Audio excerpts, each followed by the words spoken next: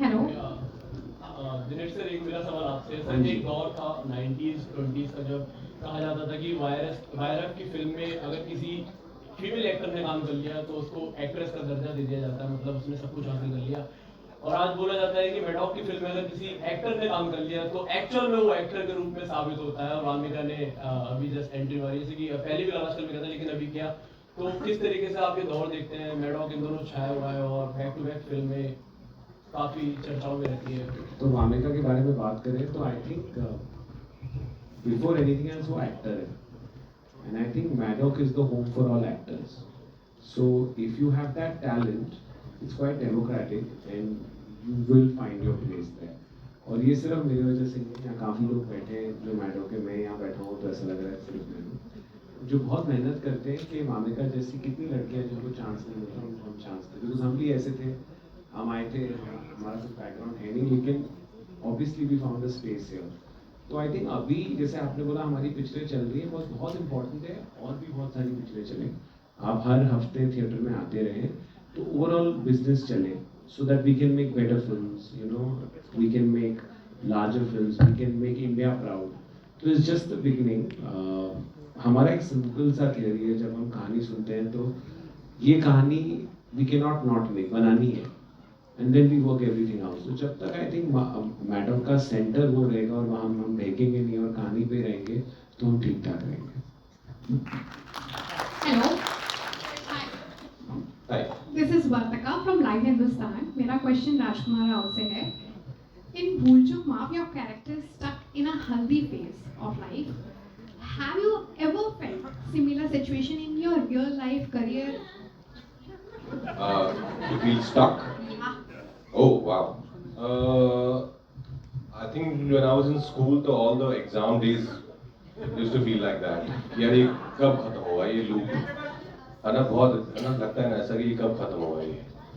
So I think yeah, only that time. Otherwise, I haven't felt stuck ever. Yeah. And of course, when I used to travel in those roadways, DTC and Blue Line buses at that time during my theatre days, तो Gurgaon to Delhi sometimes, तो उसमें इतनी भीड़ होती है कि आप सब चिपक के ही खड़े होते हैं. तो that time also I felt very stuck. कि मेरे हाथ में कुछ है नहीं, जब ये लोग उतरेंगे मुझे उतार देंगे. That's how you got connected to the audience. Yeah, exactly. Hi guys, I'm friend. Momika सामने आपसे सवाल है.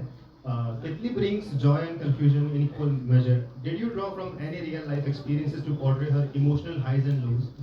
From all vibes. From my own life. Okay. Titli, that's why I say that Titli is very relatable because I could really Titli और रंजन का relationship भी ना बहुत ही प्यार भरा और बहुत ही नोक झोंक भरा है. And I think सबके relationships ऐसे ही होते हैं. And I'm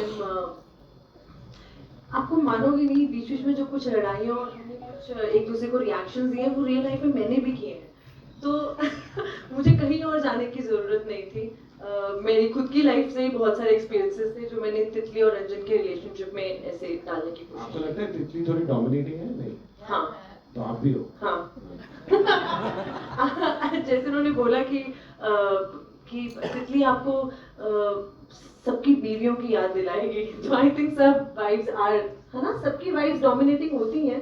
अभी तुम सबको याद. ऐसा हमने नहीं बोला. ऐसा हम 3 शादीशुदा मर्दों ने बोला ही नहीं है. अच्छा, मेरा एक सवाल दिनेश सर से है. हाँ जी. सर, ये जो गाना है चोर बाजारी, ये रीमेक वर्जन है ओरिजिनल का, तो इसका आइडिया कहाँ से आया सर इस मूवी में यूज करने का? मेरा ही गाना था. जी जी जी. तो मैंने सोचा अपने आप को सिचुएशनल सॉन्ग है. नहीं, एक्चुअली अगर आप इस सॉन्ग का एक लाइन है, घटनी थी वो घटना, घटते घटते घट गई. तो मुझे लगा ये लाइन जब मैंने सुनी तो ये एक्चुअली पहले हमने ट्रेलर में डाला, तो टीजर में, तो इससे मुझे लगा कि this sums up what Ranjan is going through, and that's how it came. इतना इफ साउंड इज समथिंग, आप ये रियलाइज करिए जब आप गाना सुनते हैं तो पहली बार आप सिर्फ उसको कोई अदर लेवल पे कनेक्ट करते हैं, फिर सेकंड टाइम आप लिरिक्स सुनते हैं और समझते हैं वो क्या बोल रहा है. So I think music is what feeling sound like. You connect to it very very naturally, instinctively, and then you analyze why you like it. तो भूलचू के साउंड में चोर बाजारी एकदम परफेक्टली जा रहा था. There was no, that's the reason it is part of the album. And also because Vamika had done something in love आजकल, तो आई थॉट कि थोड़ा एक कनेक्ट आ जाएगा, तो ऑनेस्टली दैट्स द रीजन.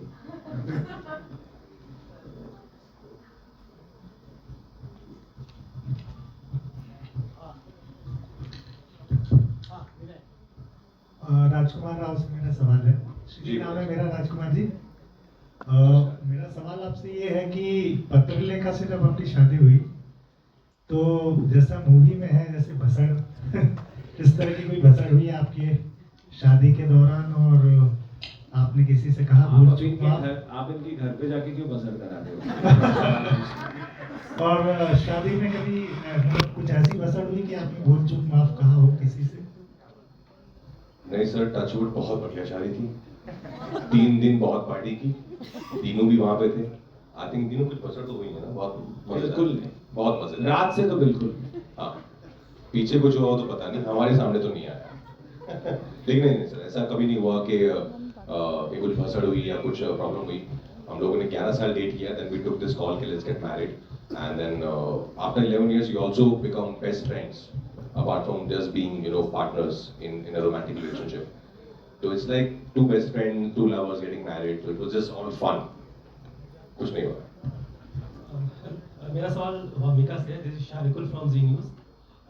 मैंने आपकी शुरुआती फिल्म देखी थी 1683 भी देखी, और अब भूल चूक माफ भी देखने जा रहा हूँ. तो आप तब भी 16 की लगती थी, आज भी 16 की लग रही है. तो आप क्या ऐसा स्किन केयर रूटीन कर रही है या डाइट रूटीन कर रही है?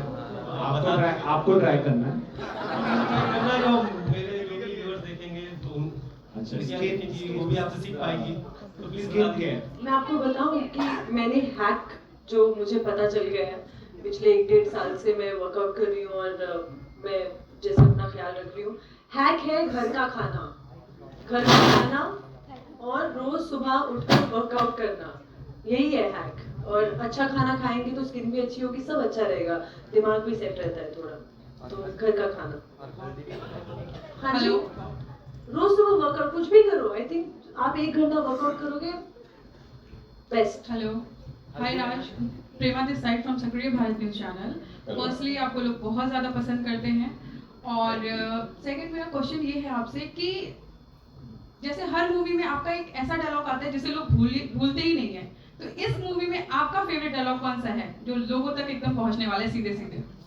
मैम इसमें ना बहुत सारे ऑनेस्टली. एक तो वो बाबू नहीं है हम, वो काफी पॉपुलर हो गया है. एक जो फर्स्ट टीजर आया था जिसमें वो बोलती है कि हम साला यहाँ अपनी मेहंदी छोड़ के आए हैं, तो वो एक इम्प्रोवाइज लाइन थी कि ऐसा कौन सा और नहीं थी जो बीच में छोड़ के आ गई. और And that was improvised